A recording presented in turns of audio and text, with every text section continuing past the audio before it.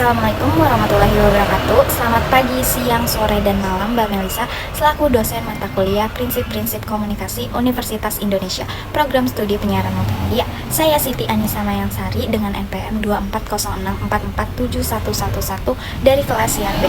Di sini saya akan mempresentasikan yaitu materi komunikasi, signifikansi, konsepsi, dan sejarah untuk memenuhi tugas UAS mata kuliah Prinsip-Prinsip Komunikasi. Apa itu komunikasi? Menurut Jean Pauley, komunikasi adalah proses transmisi pesan makna melalui simbol yang sama. Sedangkan menurut Wallstrom, komunikasi adalah setiap proses pembagian informasi, gagasan, atau perasaan yang tidak saja dilakukan secara lisan dan tertulis, melainkan melalui bahasa tubuh atau gaya atau tampilan pribadi atau hal lain di sekelilingnya yang memperjelas makna. Komunikasi juga proses relasional dalam menciptakan dan menginterpretasikan pesan yang memunculkan respon. Secara garis besar dan menurut saya, komunikasi adalah proses penyampaian pesan atau gagasan menggunakan simbol baik secara verbal maupun non-verbal dengan tujuan menciptakan pemahaman. Di sini kita bisa lihat beberapa definisi komunikasi. Menurut Hardiana, komunikasi berasal dari bahasa kam dan umus yang artinya dengan atau bersama dan dibuat kata kerja komunikar yang berarti membagi sesuatu dengan seseorang, tukar-menukar, membicarakan sesuatu dengan orang, memberitahukan sesuatu kepada seseorang, bercakap-cakap, bertukar pikiran, berhubungan, atau berteman. Sedangkan menurut Theodore Herbert, komunikasi adalah proses yang di dalamnya menunjukkan arti pengetahuan dipindahkan dari seseorang kepada orang lain, biasanya dengan maksud mencapai beberapa tujuan khusus. Selanjutnya, menurut Alfred M. Rogers, komunikasi adalah proses yang di dalamnya terdapat suatu gagasan yang dikirim dari sumber kepada penerima dengan tujuan untuk merubah perilakunya. Dan yang terakhir, menurut Wilbur Schramm, komunikasi adalah tindakan melaksanakan kontak antara pengirim dan penerima dengan bantuan pesan. Pengirim dan penerima memiliki beberapa pengalaman bersama yang memberi arti pada pesan dan simbol yang dikirim oleh pengirim dan diterima serta ditafsirkan oleh penerima. Proses komunikasi terbagi menjadi beberapa elemen. Yang pertama ada penyampaian pesan, yang kedua ada penciptaan makna, yang ketiga ada penyampaian gagasan, dan yang keempat ada interpretasi pesan. Apa itu penyampaian pesan? Penyampaian pesan sendiri yaitu mengirimkan data atau informasi secara langsung. Dan selanjutnya apa itu penciptaan makna? Penciptaan makna adalah melibatkan interpretasi pesan dan penciptaan makna yang relevan antara pengirim dan penerima pesan. Penyampaian gagasan adalah proses berbagi ide atau konsep antara individu atau kelompok. Dan yang terakhir interpretasi pesan adalah menyampaikan atau memahami pesan dengan cara yang padat, jelas, dan efisien tanpa penjelasan yang berlebihan.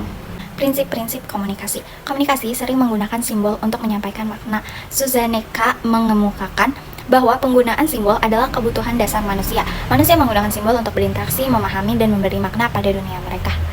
Nah, apa itu simbol? Simbol sendiri yaitu tanda yang membutuhkan kesepakatan antara kelompok orang untuk memahami makna.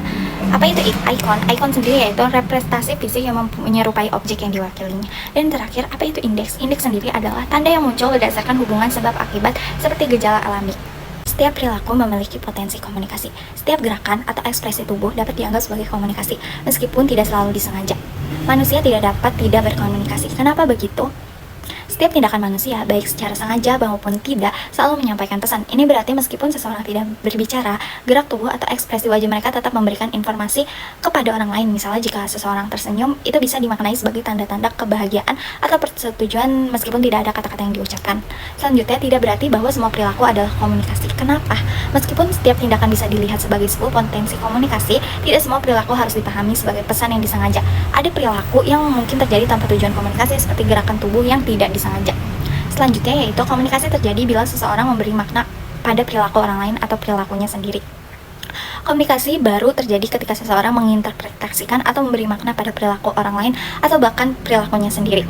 Misalnya seseorang yang mengangkat tangan mungkin tidak sedang berkomunikasi jika orang lain tidak memberi makna atau interpretasi terhadap tindakan tersebut.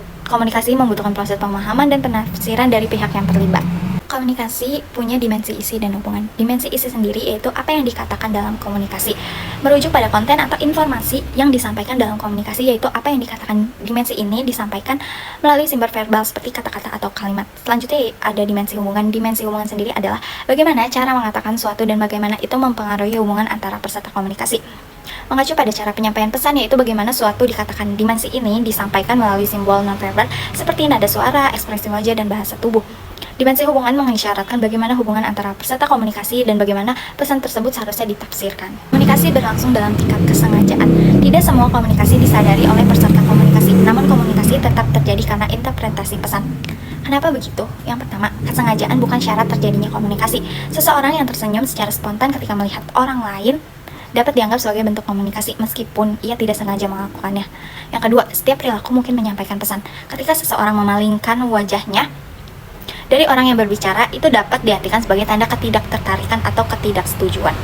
Yang ketiga, komunikasi telah terjadi bila penafsiran telah berlangsung. Meskipun seseorang tidak mengucapkan sepatah kata pun, jika ekspresi wajahnya menunjukkan kebingungan, orang lain dapat menafsirkan bahwa ia tidak mengerti atau tidak tahu. Dan yang terakhir, tidak adanya respon bukan berarti komunikasi tidak terjadi. Ketika seseorang mengirim pesan, teks dan penerima tidak merespon, komunikasi tetap terjadi karena pesan tersebut telah diterima dan diproses meskipun tidak ada jawaban. Komunikasi terjadi dalam konteks ruang dan waktu. Konteks fisik, sosial, dan psikologis sangat mempengaruhi bagaimana pesan diterima dan ditafsirkan. Nah, contoh kasusnya kita bisa lihat dari aspek ruang. Seorang guru memberikan pelajaran di kelas, pesan yang disampaikan akan berbeda jika guru tersebut memberikan pelajaran melalui video konferensi di rumah. Aspek selanjutnya yaitu waktu. Pesan yang disampaikan pada pagi hari seperti ucapan selamat pagi memiliki makna yang berbeda jika disampaikan pada malam hari. Yang ketiga yaitu aspek sosial. Dalam pertemuan formal di kantor, bahasa yang digunakan lebih resmi dibandingkan saat berbicara dengan teman di kafe. Selanjutnya aspek psikologis. Seseorang yang sedang merasa stres mungkin menginterpretasikan pesan dengan cara berbeda dibandingkan jika dia dalam keadaan santai dan bahagia. Dan yang terakhir yaitu ada konteks fisik. Suara yang terdengar di tempat yang bising seperti konser musik akan sulit dipahami dibandingkan dengan percakapan di ruang yang tenang. Komunikasi melibatkan prediksi peserta komunikasi. Ketika berkomunikasi, peserta seringkali meramaikan reaksi atau respon dari pihak lain yang kemudian mempengaruhi strategi komunikasi yang mereka pilih. Komunikasi bersifat sistemik. Komunikasi terjadi dalam suatu sistem yang melibatkan berbagai faktor internal dan eksternal seperti nilai-nilai individu dan lingkungan sosial mereka. Kita bisa lihat di contoh kasusnya seperti berikut. Oleh di sebuah perusahaan teknologi, tim A insinyur dan tim B pemasaran bekerja sama untuk mengembangkan produk baru. Tim A membawa pengalaman teknis dan berpikir terstruktur, sementara tim B lebih fokus pada komunikasi dengan pelanggan.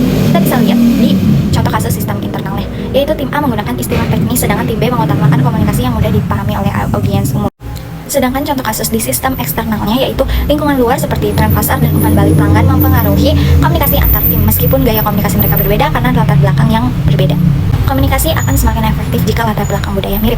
Kemiripan latar belakang budaya memudahkan proses komunikasi karena adanya kesamaan dalam cara berpikir dan memahami makna pesan. Beberapa ada aspeknya yaitu pertama ada sesuai harapan. Individu dengan latar belakang budaya serupa memiliki cara berpikir dan nilai yang sejalan, memfasilitasi pemahaman pesan dan mengurangi kesalahpahaman. Misalnya dalam kelompok homogen, komunikasi lebih lancar karena kesamaan interpretasi pesan. Yang kedua ada kesamaan sendiri yaitu kesamaan budaya memungkinkan individu berbagi referensi dan pengalaman serupa, sehingga pesan lebih mudah dipahami dan hubungan lebih erat, meningkatkan efektivitas komunikasi. Dan yang ketiga yaitu tidak sama.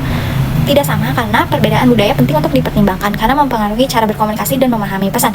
Memahami perbedaan ini membantu berkomunikasi secara efektif meskipun terdapat perbedaan budaya. Komunikasi bersifat non-sequential. Komunikasi adalah proses dua arah yang tidak selalu mengikuti urutan yang kaku. Pesan dan feedback saling tumpang tindih dalam suatu proses yang lebih kompleks dan dinamis. Beberapa ada aspeknya yaitu ada setara, timbal balik, pesan, dan feedback. Untuk setara sendiri, semua pihak yang terlibat dalam komunikasi memiliki peran yang setara, baik sebagai pengirim maupun penerima. Yang kedua ada timbal balik. Timbal balik adalah komunikasi berlangsung dua arah, di mana respon feedback diberikan segera setelah pesan diterima, menciptakan interaksi yang berkelanjutan. Dan yang terakhir ada pesan dan feedback. Pesan adalah informasi yang dikirimkan, sedangkan feedback adalah respon yang diberikan terhadap pesan tersebut. Keduanya sering terjadi bersamaan dalam komunikasi yang dinamis. Sirkuler sebagai penanda sifat komunikasi, namun unsur-unsur komunikasi tidak dapat terpola secara kaku, yaitu linear, sirkular, helikal, atau mungkin acak sehingga komunikasi lebih disebut non-sequential. Menurut Mulyana, komunikasi bersifat prosesual, dinamis, dan transaksional. Komunikasi merupakan proses yang terus berubah dan mempengaruhi individu dan situasi. Sebelum kita masuk ke sisi dinamis dan transaksional, apa itu sisi dinamis? Sisi dinamis sendiri yaitu komunikasi selalu berubah sesuai dengan situasi, konteks, dan faktor lainnya yang mempengaruhi percakapan. Yaitu setiap saat yang terjadi tidak pernah sama, menurut Mulyana, dalam komunikasi individu dan situasi terus berubah.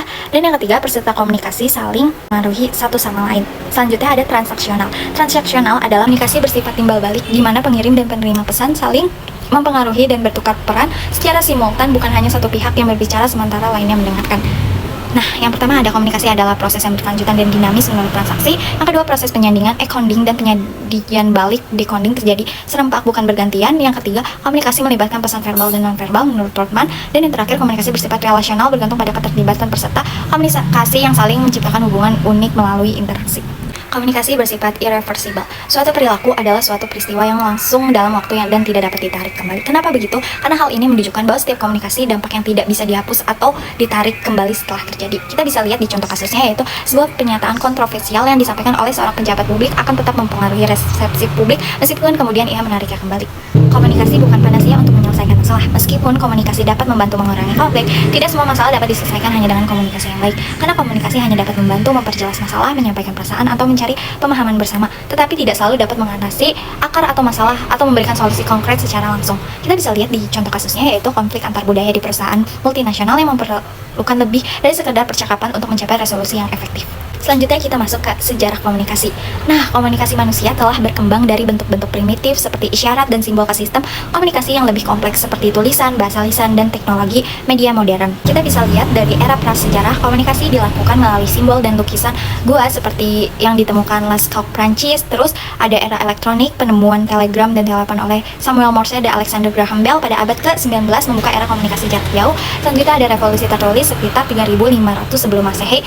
Manusia mulai menulis menggunakan aksara Mesopotamia, memungkinkan penyimpanan informasi yang lebih efektif. Dan terakhir yaitu era digital atau era sekarang. Dengan adanya internet, komunikasi menjadi lebih global dan instan, mengubah cara orang berinteraksi satu sama lain. Selanjutnya kita masuk ke signifikasi dalam komunikasi. Signifikasi mengacu pada proses memberi makna pada simbol atau tanda-tanda dalam komunikasi. Melalui signifikasi, individu dapat memahami pesan yang disampaikan meskipun simbol atau tanda itu bisa memiliki berbagai arti tergantung pada konteks dan budaya. Kita bisa lihat di contoh kasusnya, yaitu dalam budaya barat, jabat tangan adalah tanda persahabatan atau profesionalisme. Namun dalam beberapa budaya seperti di budaya timur, jabat tangan dianggap kurang sopan dan lebih baik dilakukan dengan memberi salam tertentu. Kita masuk ke teorinya, yaitu teori komunikasi signifikasi. George Herbert Mead mengembangkan teori simbolik interaksionis yang menyatakan bahwa makna muncul melalui interaksi simbolik antara individu dan masyarakat. Dan menurut Max Weber juga berkontribusi pada teori ini, menekankan bahwa individu menciptakan makna melalui komunikasi yang dihasilkan dari pengalaman bersama. Secara keseluruhan atau kesimpulannya dari materi komunikasi, signifikasi, konsepsi, dan sejarah, komunikasi adalah proses dinamis yang melibatkan pengiriman dan penerimaan pesan melalui berbagai simbol. Proses ini sangat dipengaruhi oleh konteks budaya dan interaksi antara individu. Untuk materi komunikasi, signifikansi, konsepsi, dan sejarah, referensinya saya lampirkan di PPT bawah ini. Sekian dari saya, kurang lebihnya mohon maaf. Wassalamualaikum warahmatullahi wabarakatuh.